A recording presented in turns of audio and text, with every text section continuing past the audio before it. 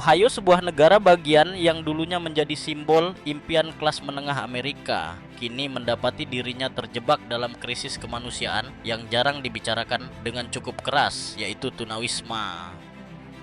Masalah yang semakin berkembang ini memberikan tekanan besar pada sistem perumahan dan dukungan sosial negara. Bagian mengungkapkan realitas yang lebih dalam dan lebih mengkhawatirkan.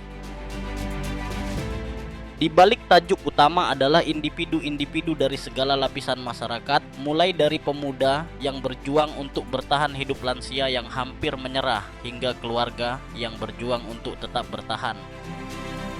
Kebutuhan akan solusi yang penuh kasih dan jangka panjang belum pernah menjadi lebih penting. Akankah Ohio memimpin dengan empati atau membiarkan krisis ini mendefinisikan masa depannya? Realitas kejam tunawisma di Ohio. Krisis tunawisma di Ohio bukan lagi bisikan, ini adalah teriakan yang mengguncang inti negara bagian ini.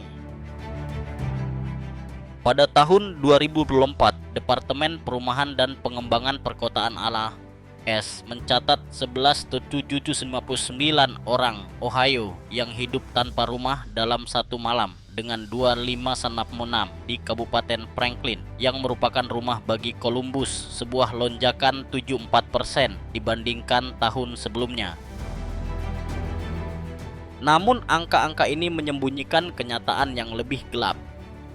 Ribuan lainnya terjatuh melalui celah tidak tercatat, keluarga yang tidur di mobil, di belakang mal lansia yang menggigil di tenda, atau pemuda yang berpindah-pindah tidur di sofa orang asing. Perjuangan mereka tersembunyi oleh rasa malu.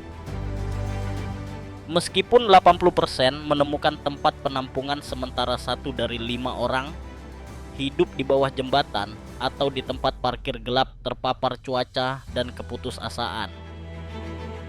You need some water or anything? I've been doing this, working with the homeless population since 1994. What I've seen is it's increased over time. There's more and more homeless people. The shelters have had to get bigger, and everything's kind of busting at the seams. Being in Ohio, we have a lot of wooded areas, and I'd say 75% of the homeless people right now are in wooded areas or living in camps. And the system overall seems to keep pushing them further back into the wood.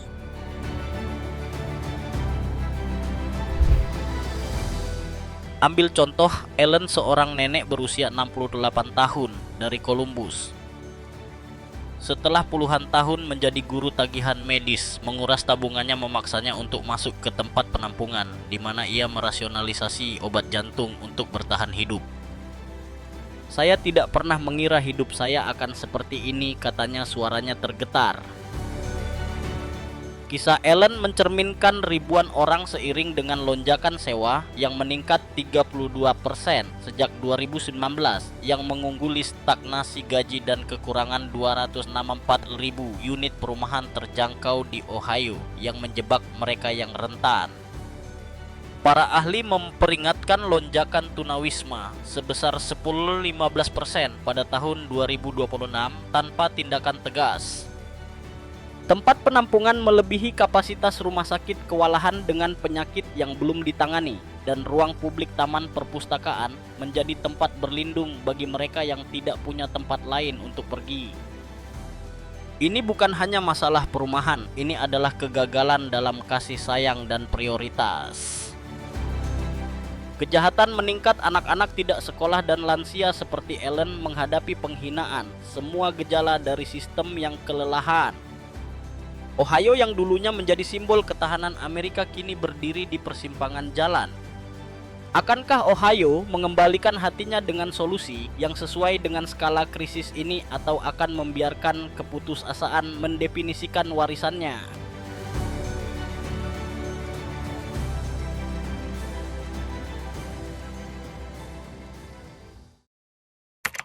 Di ambang batas, orang-orang rentan di Ohio. Krisis tunawisma di Ohio yang mengguncang inti negara bagian ini tidak datang dengan sembarangan, tetapi menargetkan yang paling rentan dengan presisi yang tak kenal ampun, mencerminkan perjuangan yang lebih luas dari tunawisma di dokumenter. Just the fact that we should not have 1.6 million youth in America homeless. Pemuda berusia 18 hingga 24 tahun, terutama individu LGBTQ+ menghadapi penolakan dan penyalahgunaan yang membuat mereka terlempar ke jalanan Ohio. Banyak yang tidur di gedung kosong atau sofa orang asing masa depan, mereka tenggelam dalam perjuangan sehari-hari untuk bertahan hidup. Pada tahun 2024, jumlah mereka meningkat tanpa adanya jaringan pengaman untuk menangkap mereka. Lansia juga sama-sama berisiko terjepit di tepi keputusasaan. Di Kabupaten Franklin, tunawisma di antara mereka yang berusia di atas 65 tahun meningkat 36% dalam setahun karena pendapatan tetap tak mampu menanggung biaya medis yang melonjak dan sewa yang naik 32% sejak 2019. Ambil contoh John, seorang veteran berusia 70 tahun dari Cleveland yang kini tinggal di truk pickup berkarat setelah seumur hidupnya mengabdi. Saya berjuang untuk negara ini, katanya, suaranya penuh pengkhianatan, tapi sekarang saya berjuang untuk bertahan hidup. Kisahnya menggema di ribuan orang terjebak oleh kekurangan 264.000 unit perumahan terjangkau di Ohio. Keluarga dengan orang tua tunggal sebagian besar dipimpin oleh ibu hidup di garis yang sangat tipis. Sekali saja gaji terlewat atau ada masalah pengasuhan anak, itu bisa berarti pengusiran dengan lebih dari 25.500 siswa Ohio. Sani 5% dari semua yang terdaftar hidup tanpa rumah pada tahun ajaran 2023-24. Anak-anak ini yang membawa hidup mereka dalam ransel menghadapi ketidakhadiran kronis sebesar 5,46%, hampir 2 kali lipat rata-rata negara bagian merampas mereka dari pendidikan dan harapan. Veteran seperti John dan pekerja berupah rendah, seringkali imigran tanpa perlindungan hukum, hanya satu darurat dari jalanan terhenti oleh penundaan birokrasi dalam program seperti HUD PASH. Krisis ini mengungkapkan sistem yang gagal melindungi yang paling rapuh, orang-orang Ohio yang rentan, pemuda, lansia, dan keluarga berdiri di ambang jurang. Akankah kita menawarkan mereka tali penyelamat atau membiarkan mereka jatuh ke dalam jurang? Jaring pengaman yang runtuh, badai politik Ohio. Krisis tunawisma di Ohio yang merobek inti negara bagian ini mengungkapkan jaring pengaman yang semakin longgar di bawah tekanan yang semakin besar. Bagi orang-orang rentan di Ohio seperti Ellen dan John, sistem kesejahteraan sosial seharusnya menjadi tali pengaman. Namun di Ohio jaring itu semakin longgar, kadang-kadang benar-benar putus. Pertempuran anggaran dan perubahan kebijakan meninggalkan tunawisma di dokumenter terjebak dalam badai solusi jangka pendek. Dana perumahan kepercayaan negara yang menjadi batu penjuru bagi perumahan terjangkau menghadapi usulan perubahan oleh DPR Ohio yang dapat mengalihkan jutaan dolar dari inisiatif berpendapatan rendah. Para kritikus memperingatkan bahwa ini dapat membatalkan satu dekade kemajuan yang rapuh, meninggalkan keluarga lansia dan veteran tanpa tempat untuk pergi. Upaya lokal bersinar namun berjuang melawan gelombang sistemik. Pada tahun 2025, Columbus meningkatkan anggaran tunawismanya sebesar 1,4 juta, mencapai hampir 6 juta langkah menuju belas kasih. Inisiatif A Home for Every Neighbor di Cleveland berdiri sebagai mercusuar, menampung 154 individu dan menutup 47 tempat penampungan pada April 2025. Bayangkan keluarga yang pindah dari tenda ke apartemen, kelegaan mereka terasa. Namun bahkan keberhasilan ini goyah saat pendanaan federal mulai merosot. Perjuangan Ohio mencerminkan krisis nasional dengan 7.000 orang Ohio di antara 60.000 orang Amerika yang berisiko diusir pada tahun 2026 saat program voucher perumahan darurat menghadapi pemotongan tanpa pembaruan dari Kongres. Tren yang lebih gelap mengancam kebijakan yang mengkriminalisasi tunawisma. Di beberapa kota Ohio, undang-undang yang dibungkus dengan retorika keamanan publik melarang tempat penampungan mendorong orang-orang seperti John kebayang-bayang keluar dari pandangan, namun tak kurang putus asa. Langkah-langkah ini menghindari akar penyebabnya, yaitu kekurangan perumahan 264.000 unit di Ohio sewa yang tidak terjangkau dan layanan kesehatan mental yang langka menawarkan pemindahan bukan solusi. Tunawisma di dokumenter menghadapi gelombang hukuman yang sama saat belas kasih melawan kontrol dalam lanskap yang terpolarisasi. Protes meletus gugatan menantang larangan dan legislasi tandingan berjuang untuk belas kasih, namun perpecahan memperlambat kemajuan. Ohio berdiri di persimpangan jalan orang-orang yang paling rentan tergantung di keseimbangan. Akankah para pemimpin membangun jaring pengaman yang lebih kuat dengan pendanaan yang stabil dan kebijakan yang manusiawi, atau membiarkan kegagalan sistemik memperburuk krisis? Jawaban ini tidak hanya ada di tangan Ohio, tetapi juga dalam menghadapi kekuatan lebih dalam yang mendorong tunawisma di seluruh negeri. Di bawah permukaan penyebab utama di Ohio. Saat jaring pengaman di Ohio semakin rapuh, pertanyaan tetap ada kekuatan lebih dalam. Apa yang mendorong krisis ini meninggalkan orang-orang yang hidup tanpa tempat tinggal di dokumenter terpinggirkan? Di balik permukaan epidemi tunawisma di Ohio berasal dari campuran kegagalan ekonomi sosial dan sistemik yang menjebak orang-orang rentan seperti Ellen dan John dalam siklus tak henti. Di pusat masalahnya adalah pasar perumahan yang semakin tak terjangkau. Dari 2019 hingga 2024, sewa di Columbus melonjak 32%, sementara upah sektor layanan hanya naik 8%.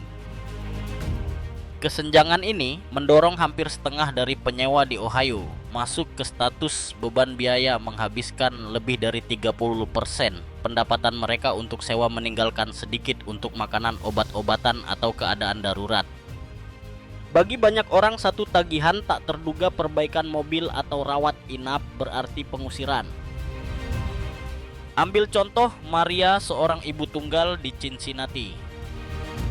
Setelah kehilangan pekerjaan retail, dia menghadapi sewa $1,200 yang tidak dapat dia bayar. Dengan kekurangan perumahan terjangkau di Ohio, 264.000 unit, kekurangan untuk keluarga berpenghasilan rendah dia dan dua anaknya kini menggelandang antara motel dan sofa teman. Saya bukan hanya berjuang untuk rumah, katanya, air mata mengalir. Saya berjuang untuk menjaga harapan anak-anak saya tetap hidup. Cerita Maria mencerminkan kenyataan brutal. Pengajuan pengusiran di kota-kota besar Ohio seperti Franklin County mencapai lebih dari 44.000 per tahun. Seringkali menargetkan orang-orang miskin yang tidak mampu membayar pembelaan hukum atau melewatkan sidang karena pekerjaan. Selain ekonomi, gangguan kesehatan mental dan penyalahgunaan zat memperburuk krisis ini. Sekitar 24% dari tunawisma di dokumenter berjuang dengan kondisi kesehatan mental yang parah dan 18% bergumul dengan penyalahgunaan zat. Di Ohio, hibah federal mengalir masuk, namun program kesehatan mental berbasis masyarakat tetap langka, terutama di daerah pedesaan. Apakah kecanduan adalah penyebab tunawisma atau reaksi putus asa terhadapnya? Bagi banyak orang seperti John, seorang veteran yang tinggal di pick-up berkarat jalanan, memperburuk perjuangan yang gagal ditangani oleh sistem. Tanpa perawatan yang mudah diakses, siklus ini terus berlanjut. Kekurangan perumahan memperburuk masalah ini. Untuk setiap 100 rumah tangga berpenghasilan rendah di Ohio, hanya ada 40 unit terjangkau. Daftar tunggu program Seksi 8 memanjang bertahun-tahun atau dibekukan sama sekali, dan bahkan pemegang kupon seperti Maria menghadapi tuan tanah yang menolak mereka atau unit yang tidak memenuhi standar dasar.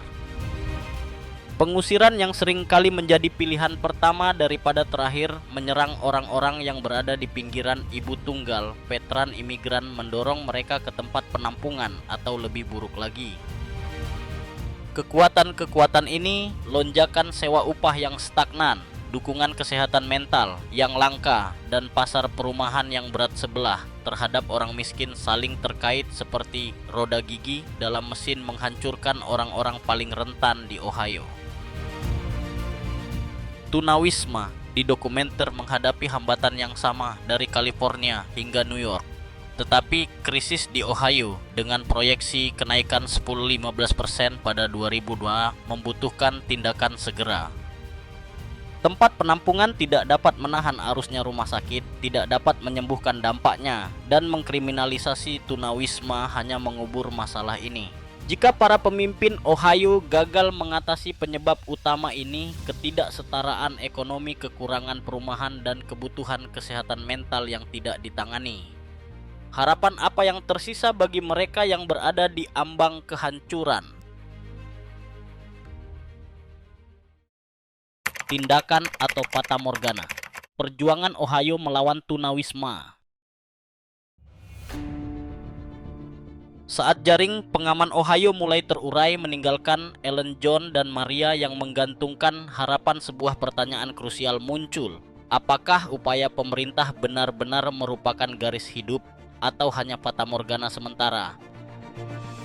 Di Columbus, kemitraan Kituhome yang diluncurkan pada 2023 menunjukkan jalan dengan tegas menampung lebih dari 330 individu dengan layanan pendukung yang penting, perawatan kesehatan mental, pelatihan kerja, dan lainnya. Bayangkan keluarga-keluarga yang keluar dari tenda yang dingin menuju rumah yang hangat, wajah lelah mereka bersinar dengan kelegaan. Namun cahaya ini berkedip dengan hati-hati. Masalah birokrasi dan undang-undang zonasi yang membatasi dengan kejam proyek perumahan baru menghambat kemajuan. Demikian juga inisiatif A Home for Every Neighbor di Cleveland bersinar cemerlang menampung 154 orang dan membongkar 47 tempat pengungsian hingga April 2025. Namun kemenangan ini tergantung pada tepi karena pendanaan federal mulai berkurang dengan 7.000 orang Ohio di antara 60.000 orang Amerika yang berisiko diusir pada 2026 akibat berakhirnya program voucher perumahan darurat. Sebaliknya, beberapa kota di Ohio mengikuti jalur kelam dengan agresif mengesahkan undang-undang untuk mengkriminalisasi tunawisma.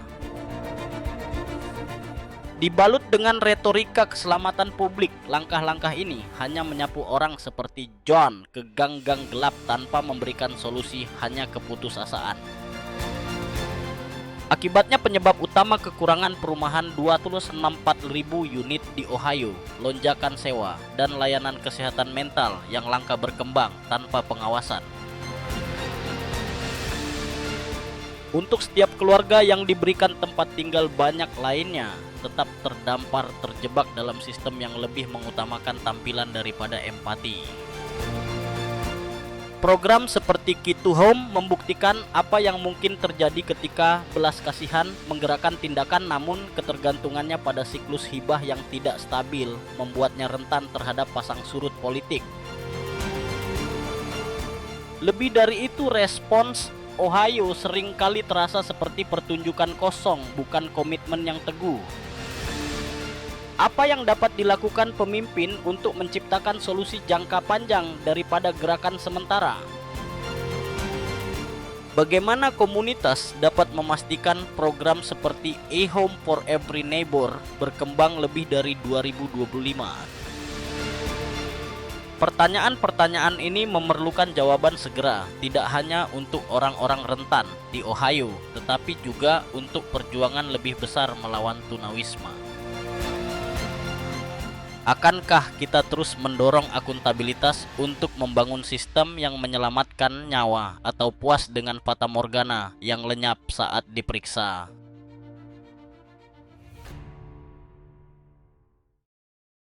Membangun masa depan solusi Ohio.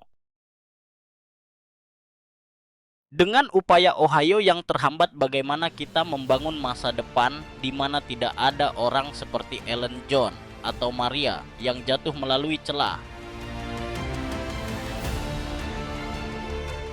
Penyebab utama lonjakan sewa 32% sejak 2019, upah yang hanya naik 8%, dan kekurangan perumahan 284.000 unit memerlukan solusi yang berani dan langgeng.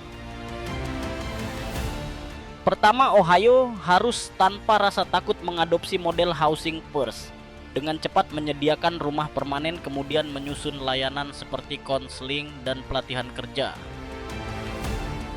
Bayangkan Maria yang pindah dari kamar motel ke apartemen yang stabil, harapan anak-anaknya terbangun kembali. Lebih dari itu, pencegahan pengusiran sangat penting.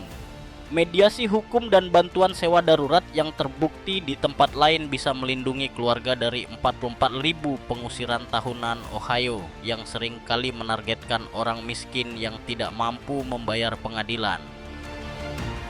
Selain itu, memperluas perumahan terjangkau sangat penting. Ohio harus dengan berani meningkatkan kredit pajak perumahan berpenghasilan rendah, mereformasi undang-undang zonasi yang ketinggalan zaman dan memberi insentif kepada pengembang untuk mengubah gedung-gedung terbengkalai menjadi komunitas yang berkembang dengan perawatan kesehatan di lokasi dan dukungan pekerjaan. Untuk setiap 100 rumah tangga berpenghasilan rendah hanya ada 40 unit terjangkau daftar tunggu. Seksi 8. Memanjang bertahun-tahun meninggalkan pemegang kupon seperti Maria terdampar. Sebaliknya, tempat penampungan sementara dan undang-undang hukuman hanya memperdalam keputusasaan menggusur daripada membangkitkan. Sistem data waktu nyata dapat secara tajam membimbing pendanaan, memastikan sumber daya sampai ke mereka yang menggigil di tenda atau bersembunyi di bayang-bayang. Namun solusi ini tetap tersebar. Key to Home di Columbus yang menampung 350 orang adalah percikan langka, tetapi skalanya membutuhkan pendanaan yang teguh, bukan hibah yang berubah-ubah. Tanpa reformasi berani diproyeksikan akan ada 13.000 tunawisma di Ohio pada 2026 yang akan membebani tempat penampungan dan rumah sakit. Oleh karena itu, kita harus bertanya, seperti apa program perumahan yang kokoh di komunitas Anda? Bisakah pemimpin lokal memprioritaskan rumah daripada tajuk berita?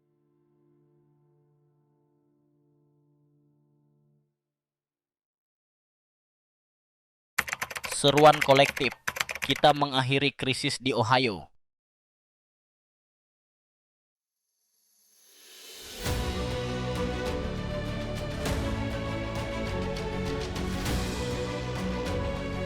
Saat sistem gagal hati Ohio harus bangkit gema nyata dari perjuangan untuk dokumenter.